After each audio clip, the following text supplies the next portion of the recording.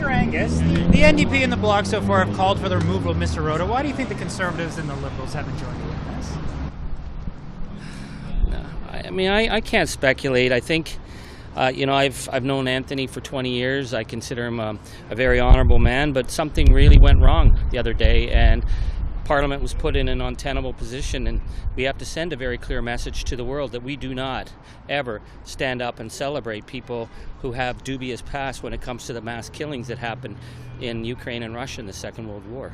Do you think the government bears any responsibility? The Conservatives were sure trying to make that point, but do they have any valid points about they invited President Zelensky, the Parliamentary Protective Service reports to them of who comes in? Do they bear any responsibility? I'm very, very concerned that once again Pierre Poilievre is lighting fires and rage farming on something that I think is a national embarrassment and something that we don't want to play into Putin's hands. This was a constituent from Anthony Rota's riding. I accept that Anthony Rota made this decision on his own.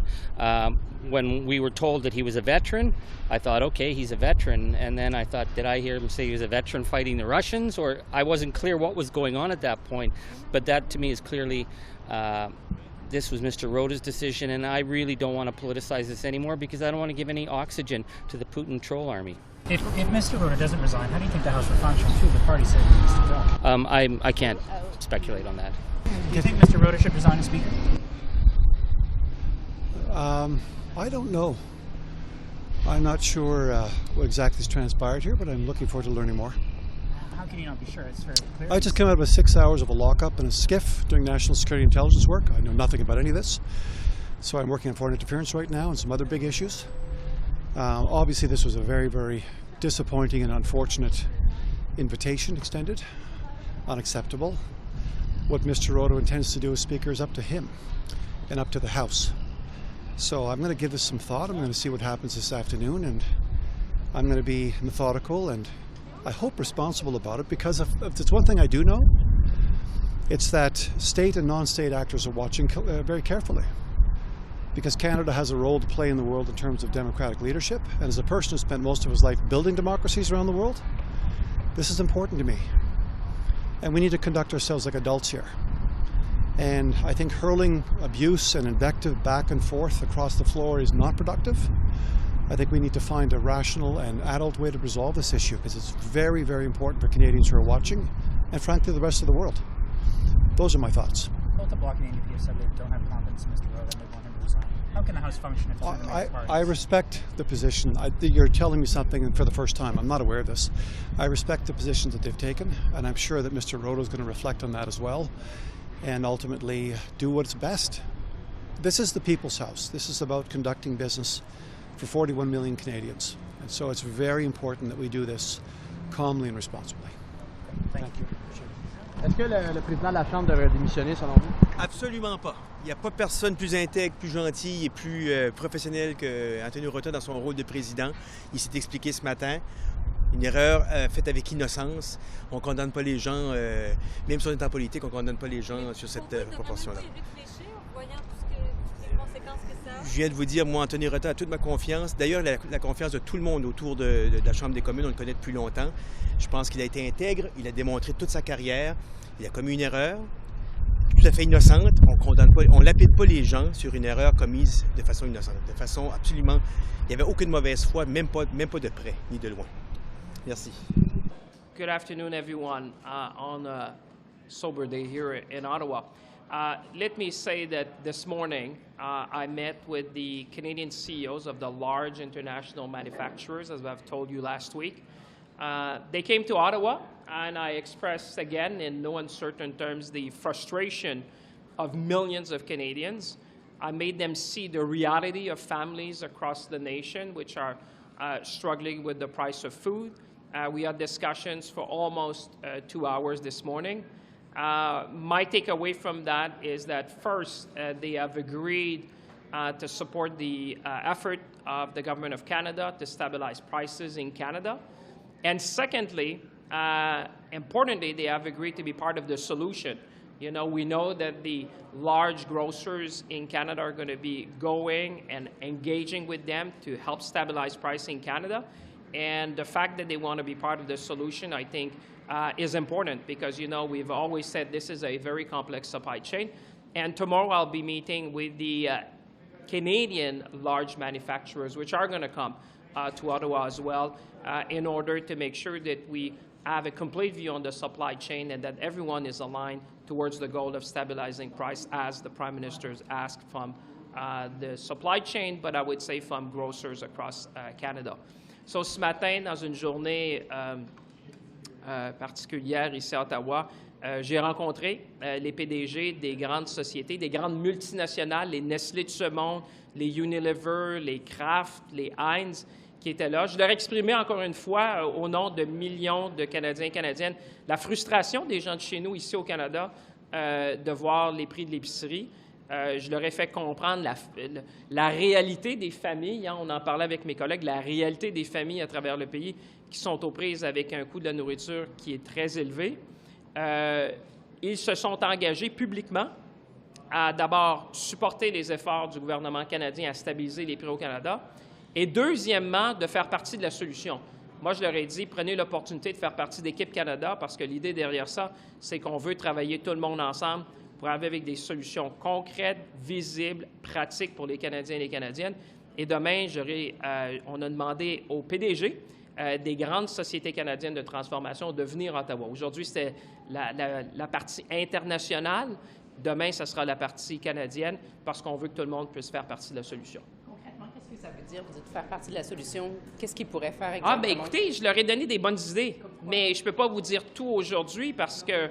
mais ce que je peux leur dire, j'ai dit, regardez ce qui se passe dans le monde. Vous avez avantage à prendre des actions concrètes parce que regardez ce qui s'est fait en France, regardez ce qui s'est fait en Angleterre et ce qui est intéressant, regardez ce qui s'est fait en Australie.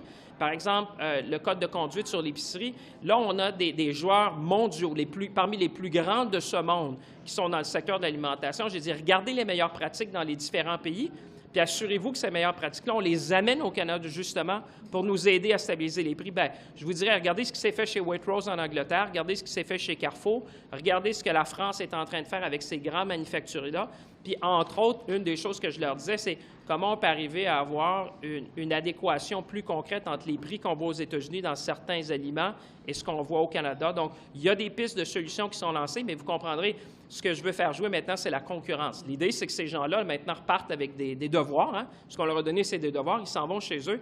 Puis là, ils vont arriver avec quelque chose à présenter. Puis je leur ai demandé d'être très, très concrets et d'être très visibles avec les Canadiens, avec les Canadiennes, pour leur présenter des choses d'ici les prochaines semaines. Vous êtes en train de créer des attentes chez les Canadiens, que les prix vont soit se stabiliser ou baisser, et que des attentes comme ça, parfois, ça peut être difficile à moi, ce respecter. que les gens me disaient, M. Bellavance, c'est que l'inaction, ce n'est pas une option. Moi, j'ai fait l'épicerie en fin de semaine. Là, les gens m'arrêtaient dans les différentes allées en disant tant mieux, il y a quelqu'un qui fait quelque chose. Parce que l'idée, on sait qu'il y a c'est complexe. On sait que c'est des chaînes qui sont très complexes. Il y a des enjeux au niveau, des changements climatiques. Il y a des enjeux au niveau des chaînes d'approvisionnement. Il y a des enjeux au niveau logistique. Mais au-delà de ça, je leur disais, faites un effort. Je vous parle au nom de 40 millions d'individus qui, à chaque semaine, sont aux prises avec un coût de l'épicerie qui est difficile à rencontrer. Alors, je leur ai dit, regardez dans vos tiroirs, regardez dans vos filiales, parlez avec vos dirigeants à l'international, trouvez les meilleures pratiques pour arriver avec des solutions concrètes pour qu'on puisse aider les Canadiens. Et parce que je sais qu'avec les 5 grands de l'alimentation, ils vont se retourner vers eux aussi pour faire leur part. L'idée, mon message était simple, faites votre part. C'est ça mon message aujourd'hui. Should Mr. Rota stay on as speaker?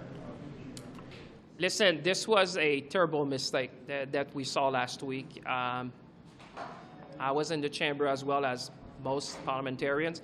The speaker has apologized, and I think he's going to have to reflect for himself as to what that means. But it's a terrible mistake. Quand il a dit il a combattu contre la Russie, ça n'a pas allumé une lumière?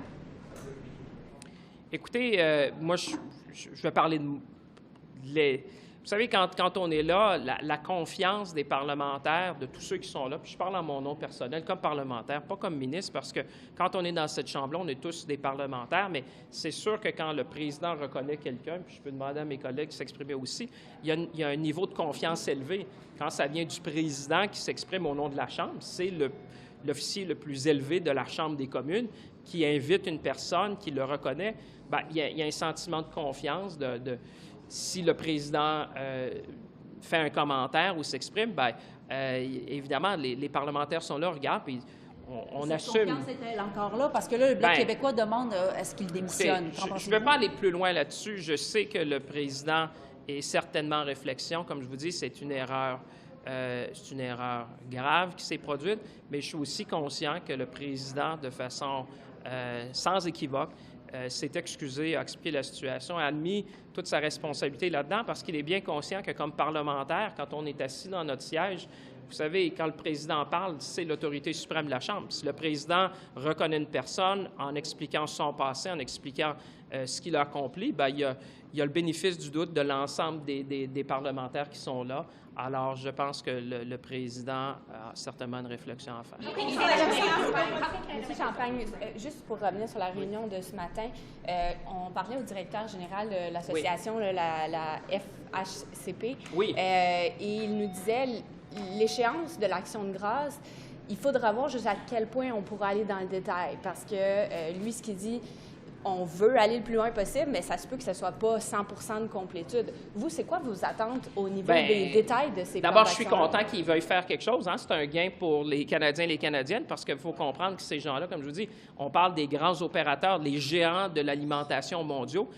Si ce qu'il vous a dit, ça veut dire qu'ils sont prêts à prendre action. Moi, je leur ai donné une échéance, puis après ça, je leur ai dit, écoutez, on veut faire jouer la concurrence parce que c'est là qu'on va obtenir le meilleur résultat pour les Canadiens et les Canadiennes. Sorry, I was going to say, I know you want to stay, or you're being kind of evasive about what stabilizing means, but is there anything in terms of benchmarks you're looking for with these plans that are supposed to come out by before Thanksgiving? To rephrase, I think I've been as clear as one could be. Stabilization, what we've seen is that you have a decoupling between food price inflation, the consumer price index, and general inflation. That gap needs to reduce. That gap needs to be narrowed, obviously. And at the same time, what I'm doing, I fixed an objective, but then I let competition play because then these people are competing for our business. I'm a Canadian, you're a Canadian, we all buy groceries. Folks at home buy groceries.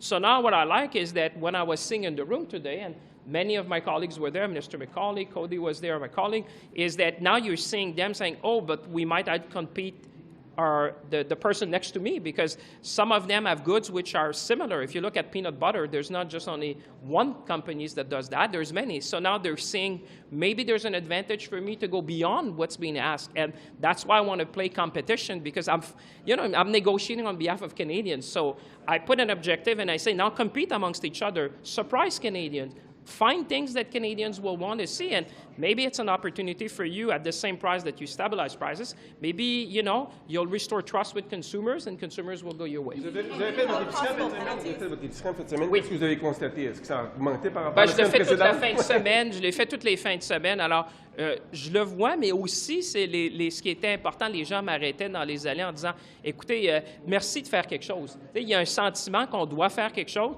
On a été clair là-dessus, puis cette volonté-là d'agir pour aider à stabiliser les prix, on le voit. Puis je sens aussi, en tout cas, moi, ce qui m'encourage, je suis prudent là-dedans parce que c'est complexe, mais ce qui m'encourage, c'est de voir que les PDG que j'ai rencontrés aujourd'hui veulent faire partie de la solution. J'ai personne qui m'a dit aujourd'hui, Monsieur le ministre, on ne veut pas participer, on ne veut pas appuyer le gouvernement là-dedans. Les gens, au contraire, disaient « on le comprend, on le vit ». On parlait tous de nos expériences personnelles et les gens disaient « on veut faire quelque chose ». Alors maintenant, j'ai dit « si c'est ça votre volonté, démontrez-le. Faites-le voir aux Canadiens. Faites des choses concrètes. Nous, on va suivre ça, puis on s'attend à ce que vous fassiez partie de la solution. Si les manufacturiers ne réduisent pas leur prix ou ne stabilisent pas leur prix, quelle va être la conséquence? Est-ce qu'il y en a une? Parce qu'il y en a une qui est claire pour, par exemple, Métro. On a été clair avec les géants de l'alimentation. Oui, mais c'est ça. La conséquence, c'est l'ensemble des 40 millions de Canadiens et Canadiennes, parce que là, on va être en mesure de voir qui fait quelque chose. Et ceux qui ne le font pas, moi, j'ai été très clair avec eux, je n'aurais pas de problème à les nommer. Par exemple, ce matin, Pepsi et Coca-Cola ne sont pas présentés à la réunion. J'ai l'intention de les interpeller. Alors, moi, je vais continuer. Là. Je ne m'arrête pas. Les gens qui nous regardent le savent. Moi, je ne m'arrête pas là. Je leur demande de faire des choses. S'ils ne les font pas, on va prendre des mesures. Puis je pense que comme Canadiens et Canadiennes, on fera des bons choix. Mais laissez-moi juste, my colleagues wanted to add, maybe Minister McCauley or Leah as an experience. You want to add, or Leah? Sure.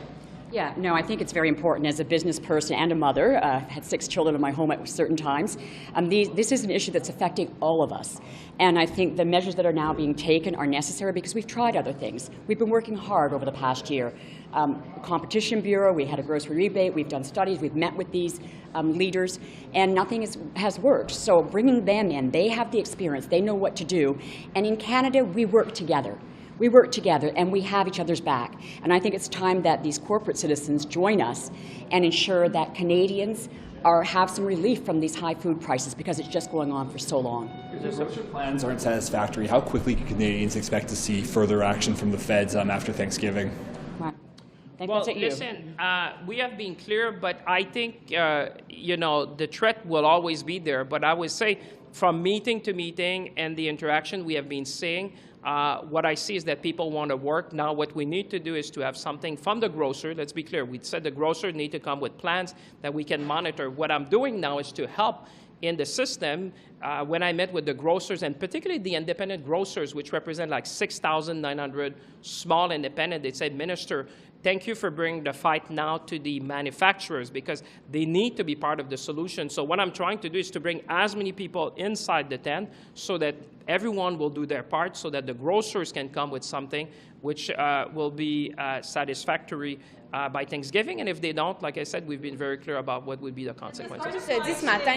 Ce qu'on nous a dit ce matin du côté de la FHCP, c'est que le plan, il voit ça comme un point de départ. Donc, le plan est déposé à l'Action de grâce. Ce ne sera pas nécessairement la fin. Ça va être seulement un point de départ. Alors, les Canadiens ne vont pas nécessairement voir la différence du jour au lendemain à partir de l'Action de grâce. C'est pour ça qu'on a été clair. C'est pour ça qu'on a été clair qu'on veut stabiliser les prix, c'est-à-dire que là, on a des plans. D'abord, écoutez, on a fait la première réunion lundi passé, puis là, c'est lundi, puis on a les géants mondiaux.